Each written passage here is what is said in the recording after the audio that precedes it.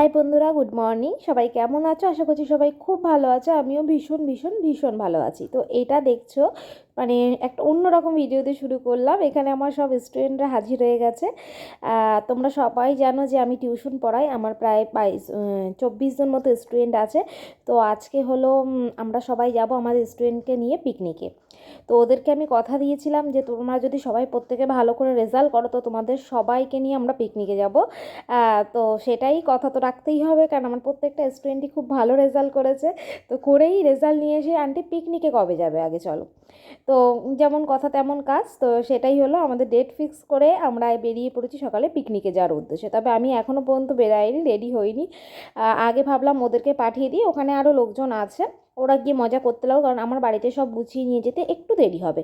আর এই দেখো এখানে আমি দাঁড়িয়ে রয়েছি। আর আমরা আগের দিন পিকনিক স্পট দেখে এসেছিলাম কোথায় করব। আর ওরা যেহেতু বেরিয়ে পড়েছে, আর এখানে যেহেতু বড়দেরও তো যেতে হবে, কারণ ওরা বাচ্চা মানুষ, একা তো ছাড়া যাবে না। তো এইখানে আমার মা কাকি, মানে পাশের কাকি, আমার মা আর আমার কাকি সবাই মিলে ওরাও যাচ্ছিল। আর এরপরে কিছুক্ষণ পরে প্রায় দেখো আমরা রেডি হয়ে গেছি। এখন আমরা স্কুটিতে যাব। আমি, কেয়া, আমার মাসির মেয়ে আসতে পারেনি, ছেলে আসবে, আর ওর গার্লফ্রেন্ড। আমরা কোথায় যাচ্ছি? আমরা একসাথে স্কুটিতে যাব। ভাগাড়ে যাবো, ভাগাড়ে। আচ্ছা, তো সবাইকে হ্যাপি নিউ ইয়ার। 1 জানুয়ারিতে তোমাদের বছর খারাপ যাক বা না যাক, আমার যেন ভালো যায়। Happy new year. ওকে বক্স নিয়ে আসছে।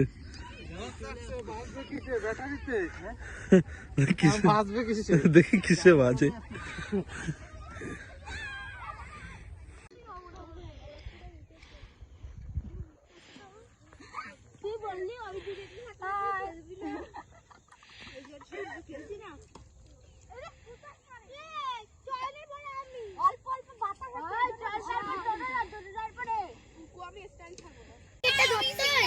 আমি 1 নম্বরের বাদর নিজে মুখে শিকার করি। হ্যাঁ, শিকার তো একদিন না একদিন করতেই হবে যে আমি বাদর।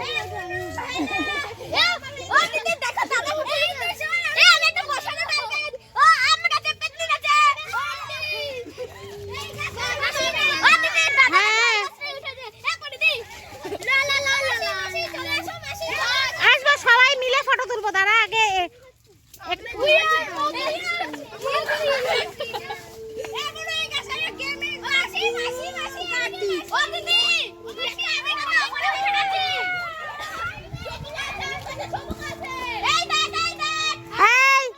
গাছে শুয়োপোকা কিন্তু সবার গায়ে লাগবে, নেমে পড়।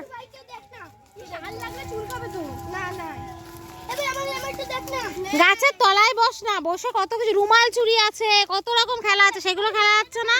তো দেখতেই পাচ্ছ আমরা পিকনিক স্পটে পৌঁছে গেছি। আর এখানে সব পাগলাগুলোর পাগলামি, মানে এসে দেখি যে যা পাচ্ছে তাই করছে, মানে ওদের কোনো আনন্দের লেভেল ছিল না। আর ওরা বিশাল খুশি হয়েছে জায়গাটা পেয়ে। চারিদিকে পুরো ক্ষেত, আর মাঝখানে একটা মাঠ মতো ছিল, ওখানটাতেই আমরা পিকনিক করছি। আর আসল কথা, ওরা না খুব মজা পেয়েছে, হয়তো মানে জীবনে প্রথমবার এসছে এরকম, আরও সব বন্ধু বান্ধবরা মিলে যেটা হয়। তো ওরা প্রচণ্ড পরিমাণে কিন্তু মজা পেয়েছে স্পটে এসে। আর এদিকে দেখো কফি হয়ে গেছে, আর তোমাদের দাদা সবাইকে কফি দিচ্ছে। আমরা সকালে সেমন কিছু আয়োজন করিনি। সকালে মুড়ি মাখা, মানে মুড়ি ছিল, চানাচুর মুড়ি, আর এদিকে ছিল কফি। আর তারপরে বলেছিলাম দুপুরে তাড়াতাড়ি রান্নাবান্না সেরে নেবো, যেহেতু বাচ্চারা তো খিদে পেয়ে যাবে তাড়াতাড়ি। তো সকালে চা আর মুড়ি এটা ছিল। তো কফিটা সবাই বিশাল ভালো খেয়েছে। আর এইদিকে বাচ্চারা দেখো হই হুল্লোড় করে একদম গামলা নিয়ে বসে গেছে মুড়ি খেতে। অরিন তুই দাঁড়িয়ে আছিস কেন? খাচ্ছিস না কেন? হ্যাঁ বাবা, রান্না হতে দেরি হবে, খেয়ে নে একটু। রান্না হতে দেরি হবে, খা।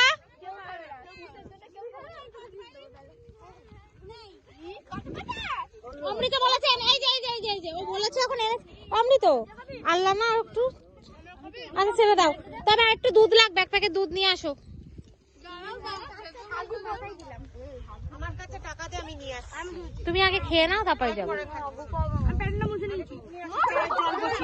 তো 1 গামলা মুড়ি শেষ হয়ে গেছে আর এখানে আরও 1 গামলা মুড়ি মাখা চলছে। আগে বাচ্চাদের সবাইকে খাইয়ে দায়ে নেওয়া হয়েছে, খাইয়ে দায়ে বলেছি তোরা এখন একটু কিছুক্ষণ চুপ করে বসবি, তারপর তোরা খেলতে যাবি।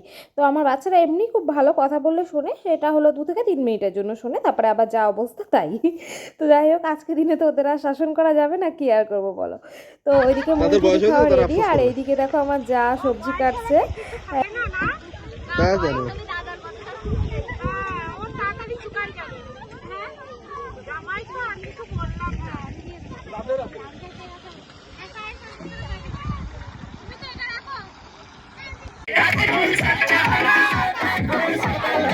অল্প একটু অল্প একটু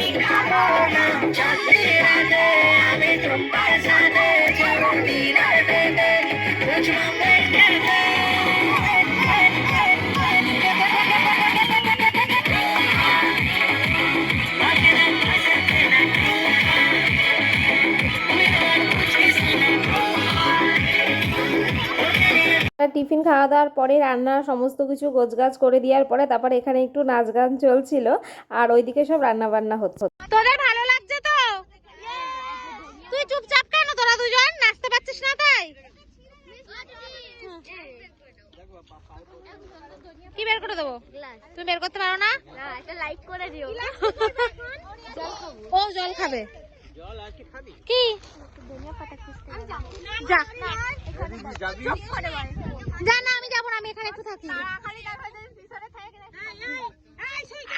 আর এদিকে তারপরে একটুখানি তোমার দাদা আর আমিও খেলতে চলে এসেছিলাম, কিন্তু খেলা আর কিছুক্ষণ, চারিদিকে বাচ্চাদের খেয়াল রাখতে রাখতে আর খেলাধুলা, এ চলে যাচ্ছে ওইদিকে, ও চলে যাচ্ছে ওইদিকে। আসল কথা ওদের আন্টি স্থির না তো বাচ্চারা স্থির হয় কীভাবে বলো।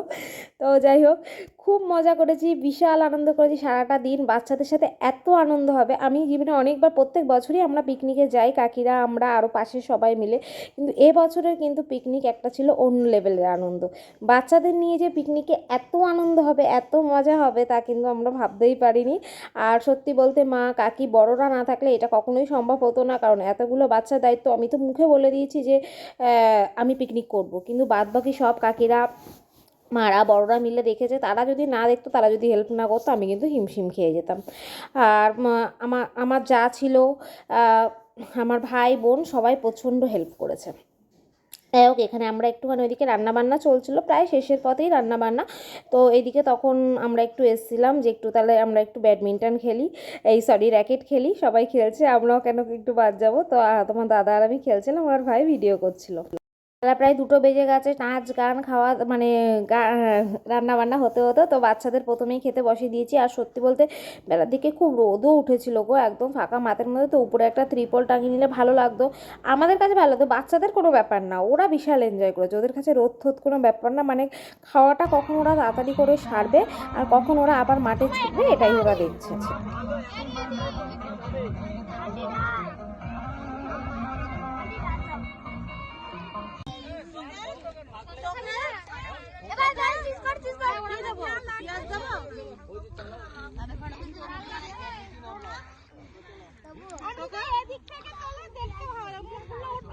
এদিক দিয়ে মুখ ভালো আসছে।